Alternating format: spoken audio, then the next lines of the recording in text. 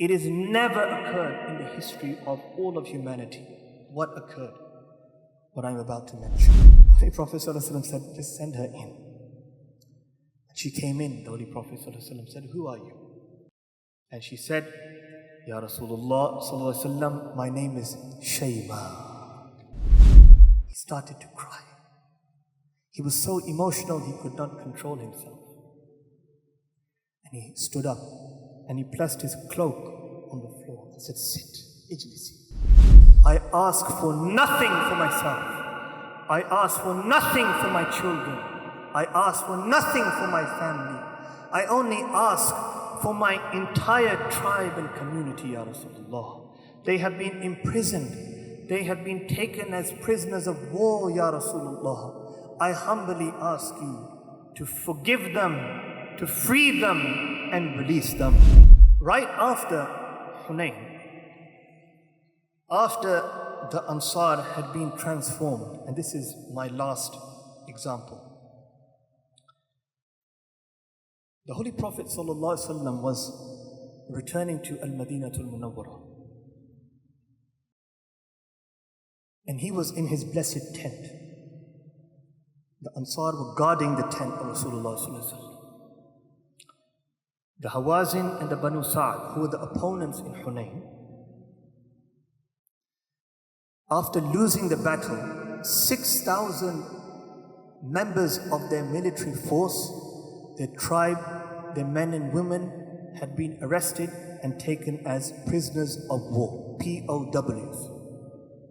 Now, in international law, for students of law, even in 2026, under international law, prisoners of war, POWs, are not freed instantaneously. If you want to free your prisoners from your army, you have to exchange something.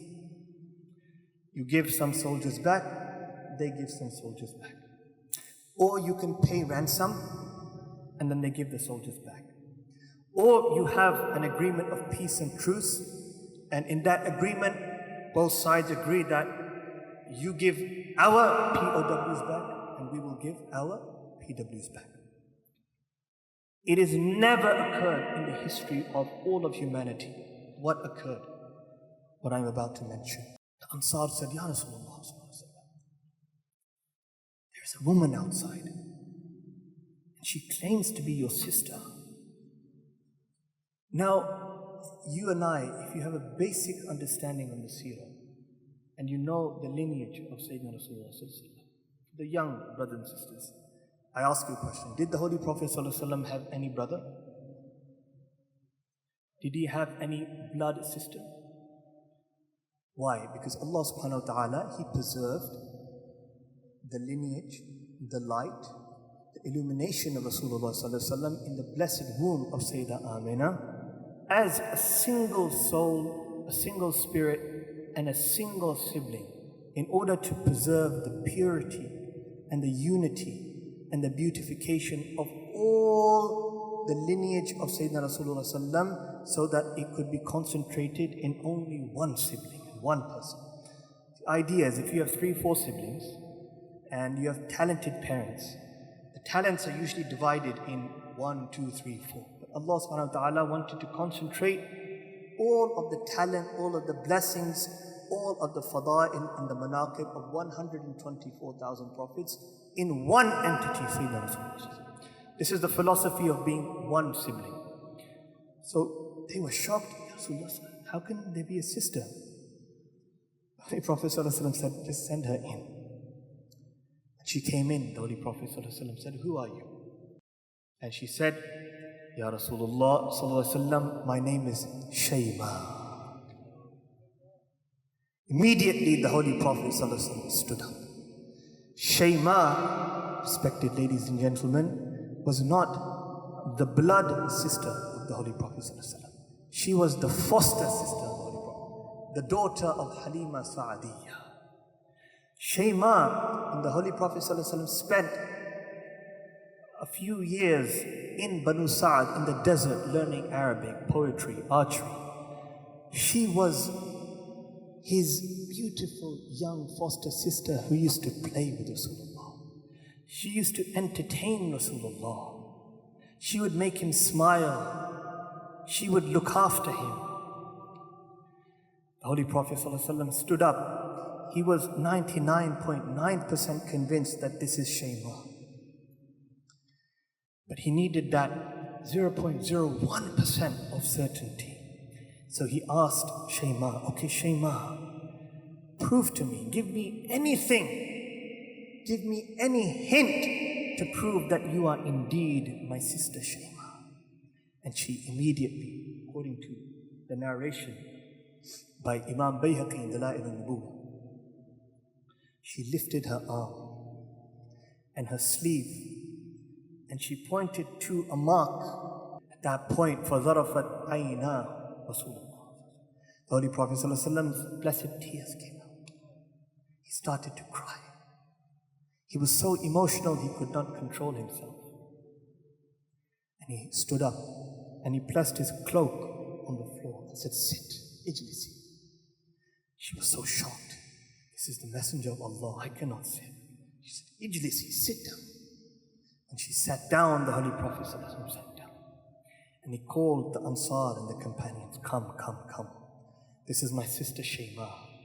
She looked after me when I was young. Today I shall look after her. Whatever you have taken from her tribe, give it back. Ya Rasulullah, whatever we have is yours. If you say, we will give it back. And Rasulullah said, for the love she gave me, the compassion she gave me, the love a sister has for a brother, you cannot measure it. It is countless and infinite. For example, in your life, my life, any life, a sister, when she sees even a small or even a big fault of the brother, she says, impossible. My brother is perfect. So the Holy Prophet ﷺ said, for the love she had for me, for the care, if I had gold as much as the mountain of Uhud, it would not be enough in compensation for the love she gave me as a child. I would give it all. And then the Holy Prophet ﷺ said, this is very important. In our Aqidah, the Holy Prophet ﷺ is the owner of Shafa'ah, the smaller Shafa'ah and the bigger Shafa'ah. But not only is he the owner of Shafa'ah, according to this tradition and narration, he is also the giver of Shafa'ah. How? He said in the words of this tradition, O Shayma, ask for intercession and I shall grant intercession bi-idhnillahi ta'ala. Ask for anything and I shall give it to you. I will not say no to you. Now in this very emotional gathering, in this state of crying and grief, Sayyidah Shayma, she did not think of herself. She lived with Sayyidina Rasulullah, even if she lived with him as a child, but she took some blessings from his personality. She did not think about herself, her children, her siblings, her family. She thought about everyone in her community. And this is what we should do and how we should become. Don't just think about yourself and family. Think about everybody in your community, always. She said, Ya Rasulullah, I ask for nothing for myself. I ask for nothing for my children. I ask for nothing for my family. I only ask for my entire tribe and community, Ya Rasulullah. They have been imprisoned. They have been taken as prisoners of war, Ya Rasulullah. I humbly ask you to forgive them, to free them and release them. Imam Ibn Kathir says, the Holy Prophet ﷺ commanded his companions and said, go and announce that Rasulullah ﷺ has forgiven and freed all the prisoners of war of Banu Sa'd and Hawazin. And the narration says, وَهُمْ سِتَّةُ آلَافٍ, they were 6,000. Never in the history of humanity has there been such an act of mercy and excellence. Never has there been such an act of forgiveness. Never has there in the history of politics and war been such a gracious act of releasing prisoners of war. For in return, Rasulullah ﷺ took nothing, because he felt that this was just a humble compensation for the love and care Shayma gave to Rasulullah sallallahu alaihi wasallam when he was a young boy. The lesson we learned: if anyone has done anything good to you, whether you were a child, a baby, a young man, young woman, even if they have given you a bite of food, if they smiled at you, consider this an act of ihsan. وَهَلْ جَزَاءُ الْإِحْسَانِ إِلَّا الْإِحْسَانِ. The only response to ihsan is ihsan. Always treat those who treated you, even with the slightest amount of excellence, with magnificence.